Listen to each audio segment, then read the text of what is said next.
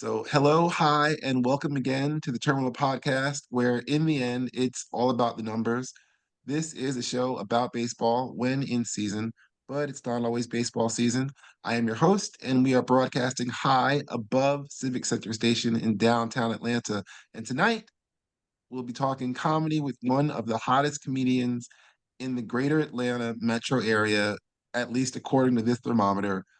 It's Lanny Farmer. I'm gonna mess up your name a couple of times probably. Laney That's all Farmer, right. I get it right the first time. Yeah, Lanny, like Danny with an L is what I tell people. So All right. My history with Lanny, if you don't mind if I call you Lanny, please. about a decade ago, we both worked in an office. Uh, I can honestly say, adding to the initial building blocks to the AI algorithm we all cry and complain about today. We were putting in content based off of specific variables. So you would search that, and therefore, then you'd find this information. So I don't know about you, but how often do you think about luxury, pet-friendly, two-bedroom apartments near Nashville or Enter City here? I have nightmares about them, to be honest. I still remember all that too. It's like now when I see keywords in content, I'm like, man, that I remember doing that. So Is it kind of like I jokingly say it, but it's like that's essentially what everybody kind of has broken it down to in with search tabs and all stuff like that. That's what yeah, it kind of started from, but yep, about a decade ago. yep, yeah. It's hard to believe it was that long ago. It doesn't seem like it was that long ago, but Yeah, yeah, it that's was 2020. I think 2013 was the year I left. So yeah, 10 years. Yeah, it's a long time.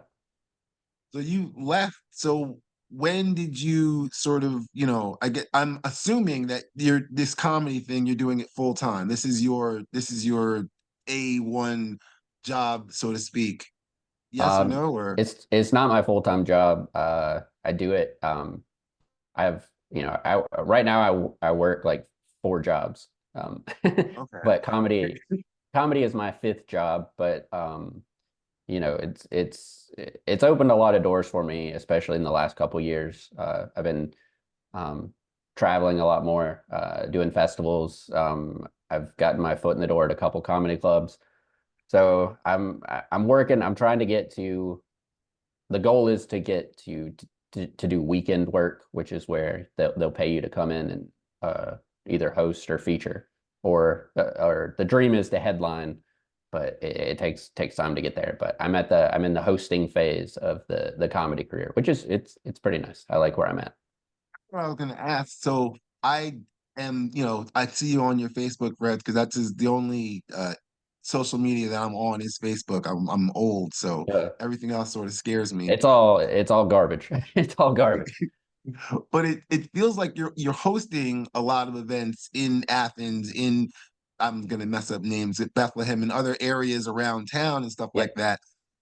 Is that essentially you're promoting the event and you're kind of hosting and bringing these comedy? How does that kind of work, if you don't mind me asking? Yeah, so I guess technically I'm a producer and a host. So I during the pandemic, I was approached by Jittery Joe's here in Bethlehem, which is where I live, and they wanted to start a comedy show, and I knew the manager there, and I was like, yeah, I'll find someone to host for you. Mm, But then I was just like, you know what? I'm not doing anything. I'm not really doing comedy because everything's closed. So um, we started a show on their patio outside, and then eventually they let us inside, and we've been doing that show for 3 years. And I, impressive. so now I've found like I love doing comedy, but I've found a new passion in hosting and running shows and trying to help other comedians get spots, get stage time. Because some shows, especially in Atlanta, it's more competitive. It's hard to get on shows. So my goal in Athens is because I started in Athens is to help the local comedians get better and get more stage time. But now I'm running four shows, maybe five. Uh, I think I may take over another show here in the spring. So yeah, it, it there's a lot more work to it than I you was know, gonna say when you say you're it, running the show, when I mean that means you're hosting it, you're promoting it, you're I'm gonna right. by promoting it, you're alerting so and so and this and that, how it's happening and everything like that. Do you Yeah. also provide security or how does that work? Um, Not really. No, there's really no. We've never it, in my history of comedy. There's only been one instance of like a physical fight happening, and that Wow, was a really? while ago. But usually everyone's pretty cool. I try not to. Um, the audiences are usually pretty cool, and um, especially in Athens, everyone's really supportive of the scene. But yeah, security is mostly it's usually who's ever running the show. And I help a few other people run shows too, and it's usually like if someone gets rowdy, we just politely ask them to calm down, and then we haven't had to ask anyone to leave a show, which is Oh, well, that's good. really cool. Um, you see the stuff on like TikTok and Instagram, where someone in the crowd like throws a beer bottle or tries Uh, or the Will Smith thing really made people think that like comedians were under attack or something. But I haven't really experienced much of that in my time. But I'm sure it happens. But I just don't. I try not to piss anyone off because if someone approached the stage, they would kill me. I would be dead immediately. I you have, kind of mentioned it. I was gonna say because with so you were doing were you doing comedy before the pandemic? yeah, I started comedy in 2013, literally when I Okay. left um, the job we were doing, and Mm. I started out doing like two shows a month just to kind of get my put dip my toe in the water, as they say, and now I'm doing like between 15 to 20 shows a month, which is cool. It's fun. I love doing it, but I like it so when you're getting home at like 1 o'clock, 2 o'clock in the morning, it takes a toll on everything else. But Yeah, I yeah. enjoy doing it, and I'm having a lot of fun now. Where I it's cool running shows because I feel like there's a lot more. Because I've done a lot of shows where I thought that it could be better. So now I have a lot more control over you know the whole situation, how the show is run, um, which is nice. And I think people are appreciative of how I run shows because I try to keep them, I try to keep them pretty professional and try to help everyone have a good time. But they're not, you know, they're not unplanned. Like I plan them try to plan them pretty well. I was And gonna say, well, it seems like, in terms of the, like you mentioned, being on a patio and such like that during the pandemic time when nobody would want to be near anybody, touching stuff like that. So you're kind right, of taking things like that into account. So yeah, I'm just curious in terms of how do you think in terms of like I'm mentioning that in terms of the distance comics could be around people and that people now think it's okay to throw things at comics on stage like that. Is that something that's just a recent thing or is that something that you kind of think has been changed because of I'm I'm sorry, I'm a little fascinated by the fact we've lived through a global pandemic, but yeah, continue. I mean, is that something that possibly has changed the way it is? Because it's changed the way people kind of view comedy in general, hasn't it? I mean, it seems that way. yeah. Well, I think the biggest thing that I saw in comedy was the shift to like social media comedy, like the crowd work stuff, posting clips. Like during the pandemic, that's all most of the comedians that I knew were doing. We were trying to build our social media following. So when clubs and shows did reopen, we could show that, hey, we've been doing stuff. We have a following now. But as far as like, that's a good But are question. I don't know. Huh? I'm curious, are those people that you're getting on social media that are following you there, are they following you out to clubs? Are they actually bringing their dollar to these clubs and such like that? I mean, obviously in some form they are, but is that what was kind of expected? Um, I've talked to different comedians about it, about especially ones that have bigger followings. I'm talking over 100,000 followers. And they said that, just because you have a ton of followers doesn't mean that it equates to ticket sales. Um, Mm. I'm sure it does help, once you have some like name recognition and people know who you are. I think it's definitely easier to sell tickets and help you, you know, move to like a headliner status. But yeah, I I, I think eventually it does help ticket sales. And it just kind of gives you more of an edge over somebody that has no social media following. Like you can be really, really funny, but if, you know, some bookers will see you and be like, "Oh, you can't sell out my room." Like, and that's the name of the game for them is selling tickets. So it's just the how it works, unfortunately. I'm Which curious. You I don't said blame them. but I'm saying you say unfortunately, when you kind of said like in 2013, you said I'm gonna try and do this comedy.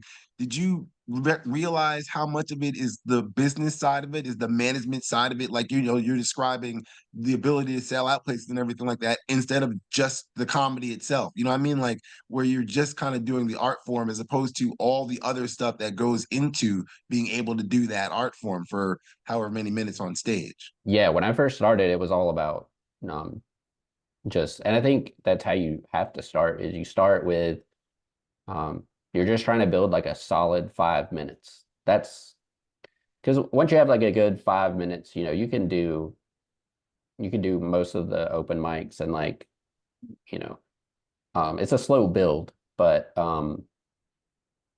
the business part of it I didn't really look into until a couple years ago when I started running shows. Okay. Now we're trying to figure out the best ways, how to promote shows, how to get the word out.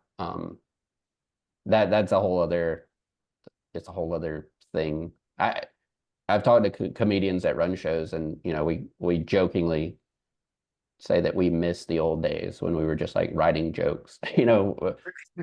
It's more than that now. Where if you're a comedian and if you want to work, it's you're writing jokes, you're performing, you're trying to get better at that.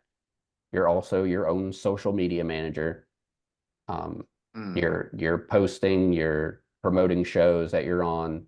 If you run shows, you're booking. I mean, it's a whole thing. And that's kind of about where I'm at right now, where it's just like, I've taken on so much more stuff, and I'm not, you know, I don't, I don't, um, I don't hate doing it. I like doing, sometimes Yeah. you get bogged down with it, and you're like, you'll book a show and like, four people will come out, and you're like, why am I doing this? This doesn't make any sense. But then you'll have a show and it'll sell out, and that's a cool feeling. So Mm. comedy there's a lot of highs and lows, unfortunately. Like, I've one weekend I'm at a club performing for 100 people, and it's like, whoa, this is amazing.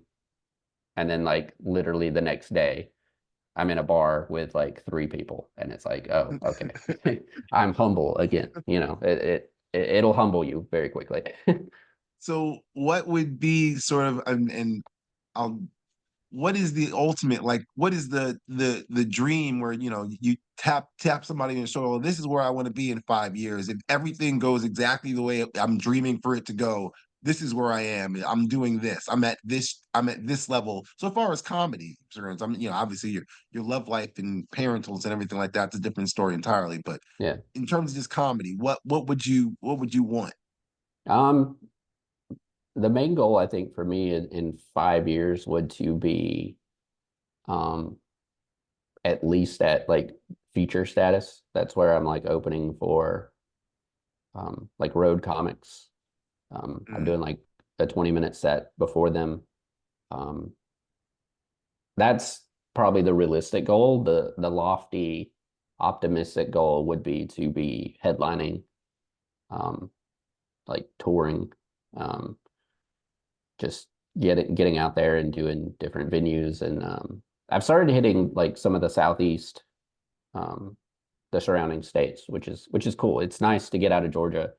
Because when you go to like different states and people have never seen you, you can do some of the material that kind of gotten rid of because people have heard it so much here that you're like, okay, people have heard these jokes, they don't want to hear them anymore. But then when you go somewhere new, it's like you get that like spark again where it's like, oh, you feel you feel good about um your old material and what you've written. So What's um gotten laughs before, but yeah, to a yeah. new audience, Because it's like getting them laughs there. Yeah.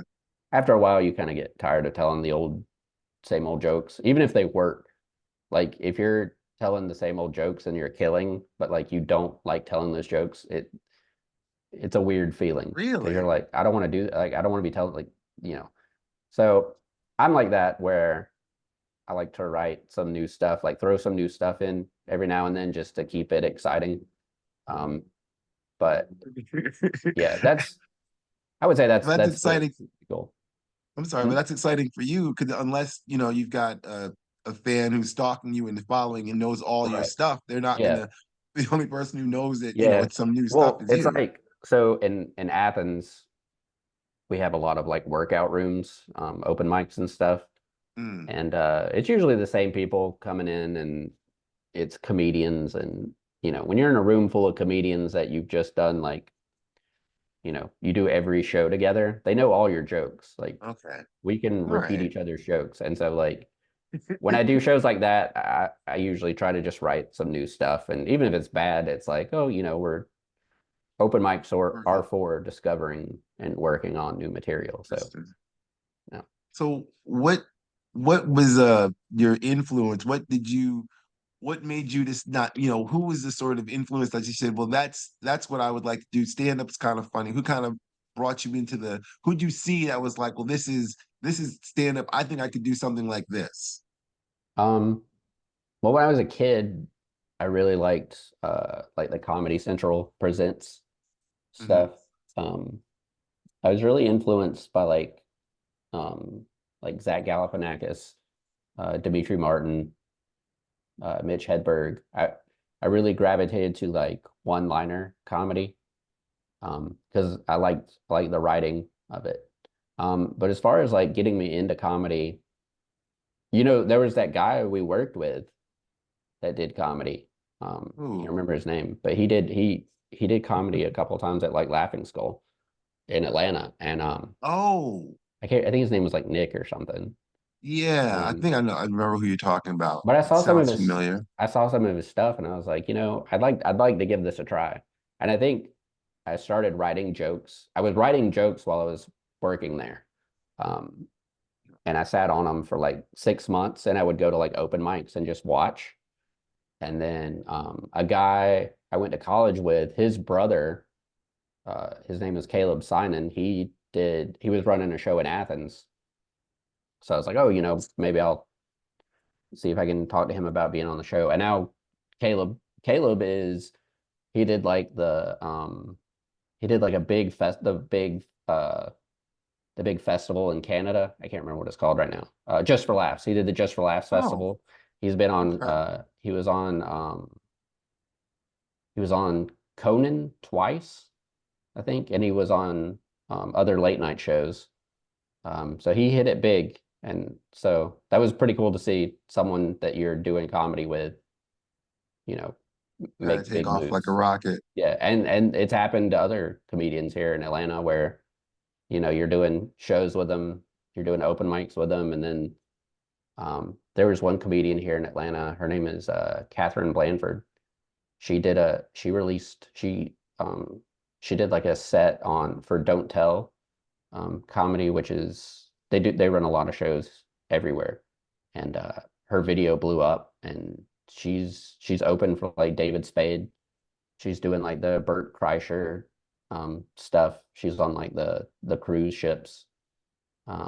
So she's doing big stuff, and it's just really cool to see like you know because it's like you're hanging out in a green room with these people, and it's like you're just talking and like hanging out, and then they you're seeing them on you know they're Late night posting their television and such. yeah that's so weird to see someone that you've hung out with on late night TV and you're like it kind of gives you a little hope that maybe at some point something cool will happen to you but it may not as well but Well, I'm gonna thank you very much. I'm gonna close with a completely fictional trivia question.